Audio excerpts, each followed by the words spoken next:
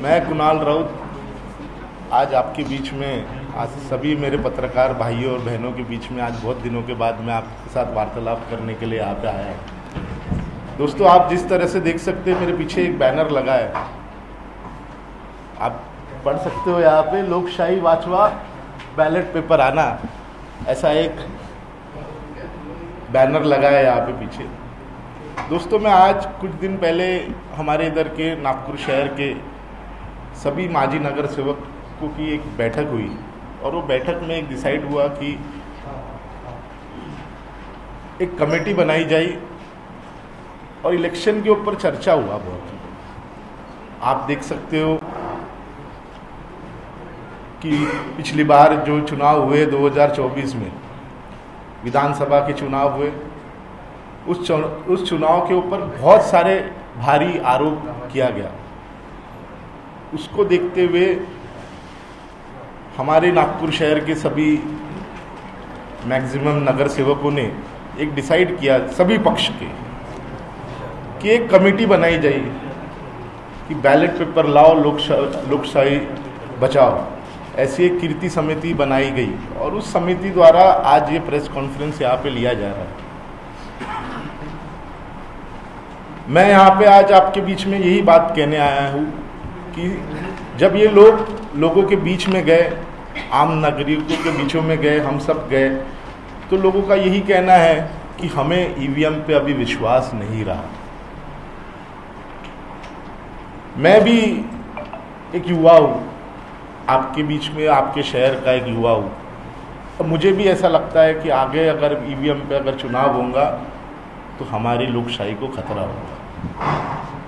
तो इसीलिए आज आपके माध्यम से हम यहाँ पे, हम सभी, हमारे साथ यहाँ पे माजी नगर सेवक सूरज जग्यासी जी, उमेश बोरकर जी, मनसे के मंसूर खान जी, सुरेश पाटिल जी, दीपक खोबरागड़े जी, हमारे अभी बीएसपी से माजी नगर सेवक और हमारे बीच में अभी उपस्थित अभिषेक शिम्बरकर जी, और सभी हमारे कांग्रेस और सभी पक्ष के यहाँ पे लोग उपस्थित हैं। दोस्तों, बेसिकली मैं आपके बीच में ये कहना चाहता हूँ कि जो आने वाले स्थानिक स्वराज के जो इलेक्शंस हैं, ये इलेक्शन बैलेट पेपर में होना चाहिए, इसकी मांग हम यहाँ पे करने आए।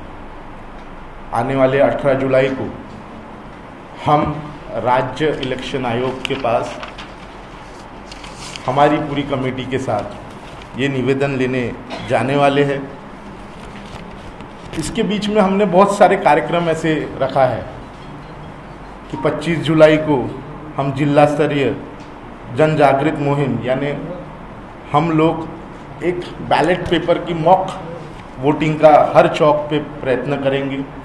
साथ ही साथ में उसके बाद हम एक सिग्नेचर कैंपेन भी रखने वाले हैं, और अगर हमारी ये बात नहीं मानी गई तो एक जन आंदोलन हम लोग यहाँ पे करने जा रहे हैं। मैं ये भी बता सकता हूँ, अगर मैंने आपको ये बताया नहीं रहता था तो मेरे पर अभी अर्बन नक्सल घोषित किया गया रहता था। मैं इसलिए आपको पहले बताने आया हूँ कि हम एक जन आंदोलन यहाँ पे खड़ा करना चाहते हैं। अगर मैंने बिना बताया ऐसे जन आंदोलन खड़ा किया रहता था तो मेरे को अर्बन नक्सल घोषित किया गया रहता था, क्योंकि मेरे पे 250-300 के ऊपर केसेस हैं। दोस्तों, आज आपके माध्यम से मैं पूरे नागपुर शहर और महाराष्ट्र राज्य को विनती करता हूँ, सभी नागरिकों को विनती करता हूँ कि हमारे समान, एक समान सोचने वाले जितने भी संगठन हो, जितने भी लोग हो, जितने भी नागरिक हो, जितने भी राजनीतिक दल हो, वो हमारे साथ इस कमेटी में, इस मुहिम में जुड़िए। क्योंकि आज अगर हम हमारी लोकशाही को नहीं बचा पाए तो आगे का भविष्य ये अंधकार में रहेगा।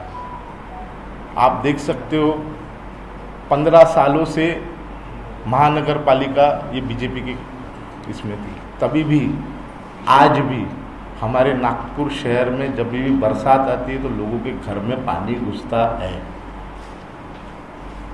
है कि नहीं घुसता है? अभी भी बहुत सारी जगह पे लोगों के घरों में पानी घुसा है। इनकी केंद्र में सत्ता थी, इनकी राज्य में सत्ता है, इनकी महानगर पालिकाओं में सत्ता थी, जिला परिषदों में सत्ता है, तभी भी ये विकास ना कर पाए। इसलिए हम सब यहाँ पे आज उपस्थित होके यही चाहते हैं कि आने वाले महानगर पालिका या स्थानिक स्वराज के जो चुनाव है महाराष्ट्र भर में, ये बैलेट पेपर में होना चाहिए और इससे जनता का विश्वास इलेक्शन कमीशन के ऊपर बढ़ेगा। मैं बाकी का चर्चा करने के लिए सुरेश जगिया जी से विनंती करूंगा, वो कृपया घोषणा।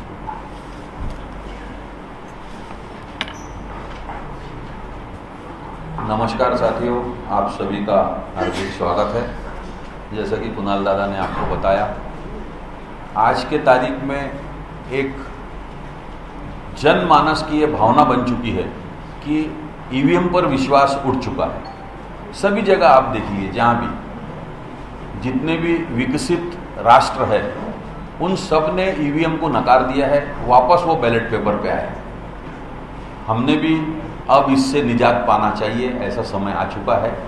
क्योंकि कहीं ना कहीं आपने देखा है कि ईवीएम एक यंत्र है, उसको जैसा कमांड दिया जाएगा वो करेगा। इतने बड़े एलन मस्क है, इस सेक्टर के सबसे बड़े बादशाह माने जाते वर्ल्ड के, उन्होंने तक अपने स्टेटमेंट में किया है कि इससे छेड़छाड़ हो सकती है और हुई है बड़े पैमाने पर। तो हम सब उसके पीछे क्यों पड़े? चुनाव आयोग की जिम्मेदारी रहती है कि निष्पक्ष चुनाव कराना चाहिए। लोकशाही का सबसे बड़ा मूल मंत्र ही यह है कि निष्पक्ष चुनाव होना चाहिए। जब ईवीएम पे लोगों का विश्वास नहीं है, अधिकांश जनता का विश्वास उठ चुका है और बड़े बड़े विकसित राष्ट्रों ने इसको नकार दिया है, तो हम क्यों लेके बैठे हुए? कहीं ना कहीं सत्ताधीश जो है उनका इसमें स्वार्थ लगता है। इसलिए हमारी ये विनंती है कि इस आने वाले स्थानिक स्वराज संस्थाओं के चुनाव में बैलेट पेपर लाओ और लोकशाही बचाओ। ये एक हमने कृति समिति बनाई है और इस कृति समिति में हमने सभी पार्टियों के लोगों को लेने का प्रयास किया है, जो समविचारी, संविधान प्रेमी, संविधान पे विश्वास करने वाले जो लोग हैं, जो चाहते हैं कि देश में संविधान बचे, हमारे राज्य में संविधान बचे और निष्पक्ष चुनाव हो, वो हमारे साथ जुड़ सकते हैं। हम कृति समिति में उनका स्वागत करते हैं।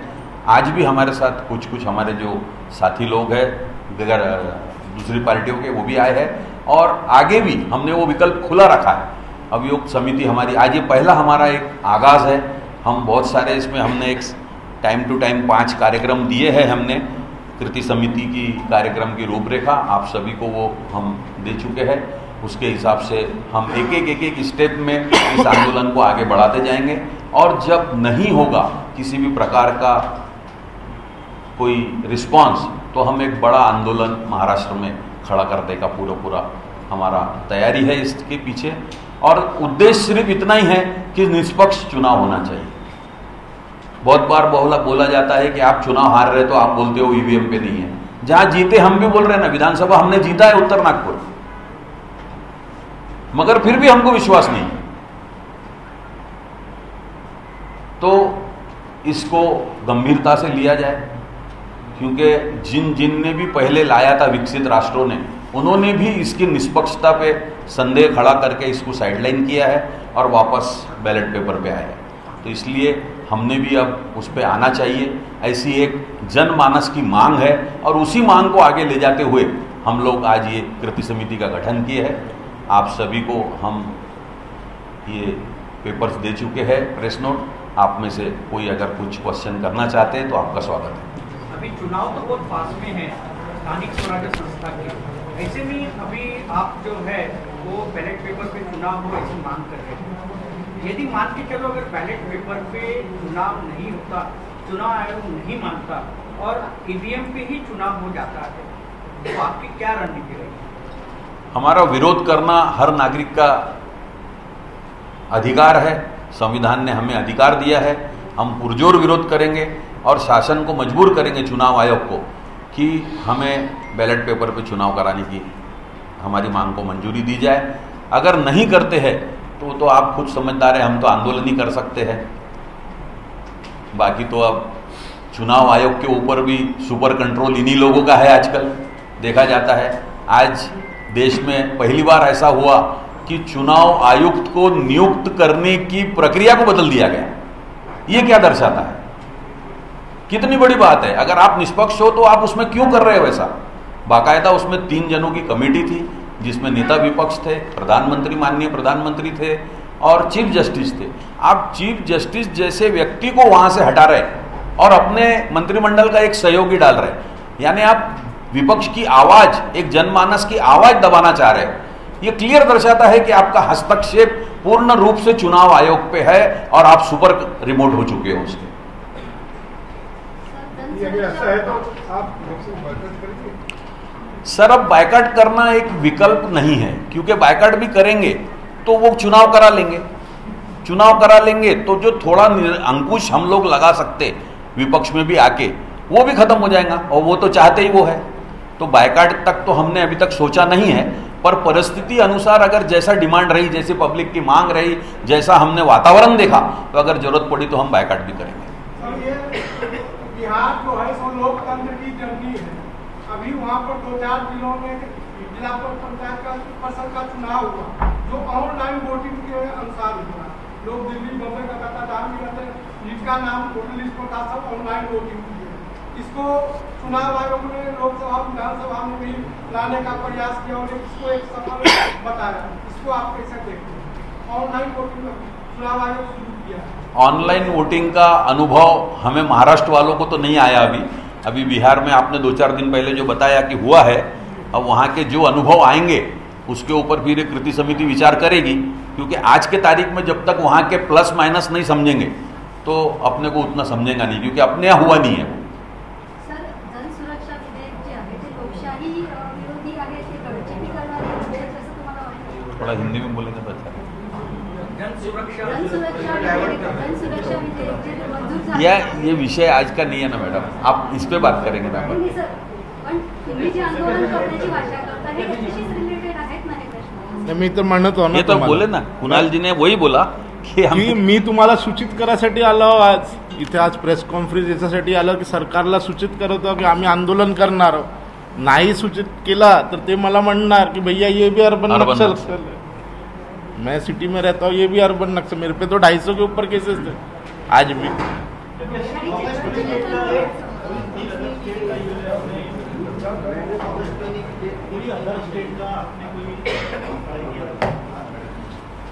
जी भैया,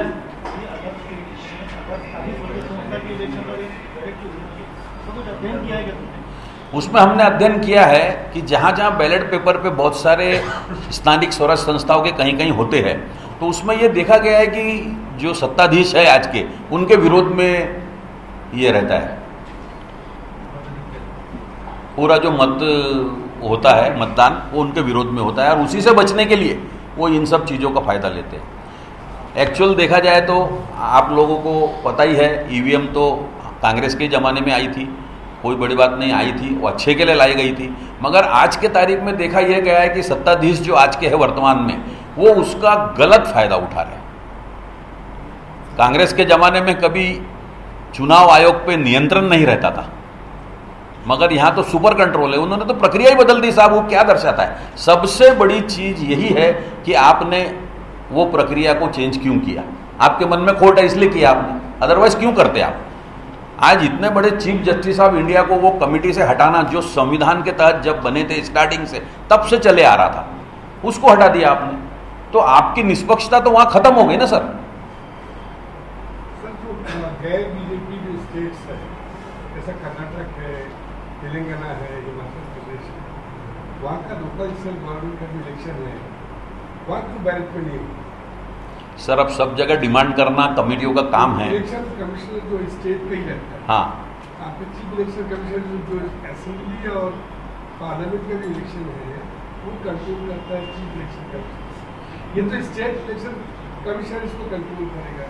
तो गैर बीजेपी का जो स्टेट्स है वहाँ पहले बहुत आपका कहना सही है, मैं समझ गया, मगर मेरे ख्याल से स्टेट इलेक्शन कमीशन को भी जो directly control by chief election officer commissioner, मतलब दिल्ली स्टेट को भी वही करते हैं डायरेक्शंस।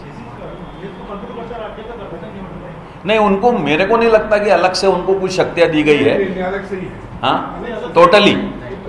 तो फिर तो हमारे यहाँ पे महाराष्ट्र में हमारे जो चुनाव आयुक्त साहब ने मानना चाहिए। वही बोल रहा है। हाँ, हाँ। ये चीज गैर बीजेपी शासन जो समझ गए सर। सर अब हमें यहाँ तकलीफ दिख रही है। बेंगलोर में क्यों नहीं सबसे पहले हम लोगों ने ये मुद्दा उठाया, हमें गर्व है हमारे युवा नेता कुणाल राउत और पूरी हमारी टीम के समझ में आया कि अपन ने कुछ ना कुछ करना चाहिए बैलेट लाने के लिए, क्योंकि बैलेट पेपर ही एक ऐसी चीज़ है जिसके ऊपर कोई यंत्र नहीं है, कोई रिमोट नहीं है, कोई कुछ नहीं है। अपने विवेक से, अपने स्वयं विवेक से वो मतदान कर सकता है। और सिर्फ समय थोड़ा काउंटिंग में ज़्यादा लगता है। मैं समझता हूँ पोलिंग में भी समय नहीं लगता सर ज़्यादा। अगर अच्छे से 2-3 ऑफिसर अच्छे बैठे रहे तो जितना समय 90 सेकंड, 60 से 90 सेकंड इसमें दिया गया है और 60 से 90 सेकंड में वो भी होता है करीब करीब, तो वो तो नहीं लगता। सिर्फ at the time of counting वो होता है। तो वो तो सर अब अमेरिका में भी जब राष्ट्रपति का चुनाव होता है तो 2-2, 3-3 दिन तक उनके रिजल्ट आते रहते हैं। सर आपको ऐसा लगता है कि उत्तर नागपुर से आमदार भी ईवीएम मशीन से है?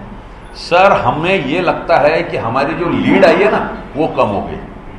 हम लोग 60-70 हजार से जीतने वाले थे, एक एक बूथ वाइज हमारे पास रिकॉर्ड है पूरा, और हमारी लीड आई 30,000। ये ईवीएम का ही कमाल है, तभी तो हम उसके खिलाफ उतरे। हम चुन के आए वो दिगर है।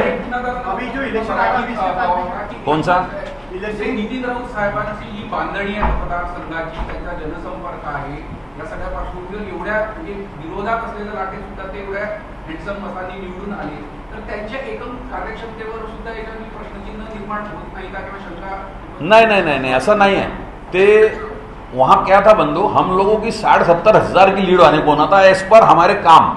आज नितिन राऊत साहब का काम जितना उत्तर नागपुर में, उत्तर नागपुर सबसे पिछड़ा हुआ क्षेत्र माना जाता था और था, मगर पिछले 20 सालों 25 सालों में नितिन राऊत साहब ने जितना काम किया, जितना आउटस्कर्ट और जितना वहाँ ये था पिछड़ा क्षेत्र, सबको उन्होंने एक अच्छे दर्जे पे ला दिया है। तो हम लोगों को उनके काम पे इतना भरोसा था कि हमारे को 60-70-80 हजार की लीड से हम चुन के आएंगे, मगर हम लोग 30,000 पे अटके। भले चुन के जरूर आए, चुन के आना ही था, वो विषय नहीं था, पर हमारी लीड जरूर कम हुई। तो कहीं ना कहीं उसमें हो सकता उसका भी कमाल हो।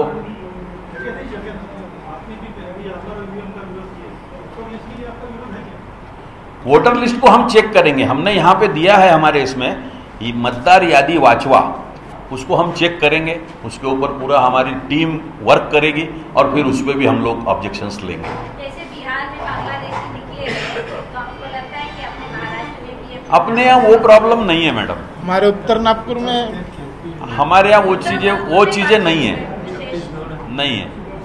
कुछ जनरली नहीं है, कुछ निग्लिजेबल होंगे, पर वो देखेंगे फिर जब वो मतदार यादी हम वाचेंगे, उस पर करेंगे, तब उस सब देखेंगे।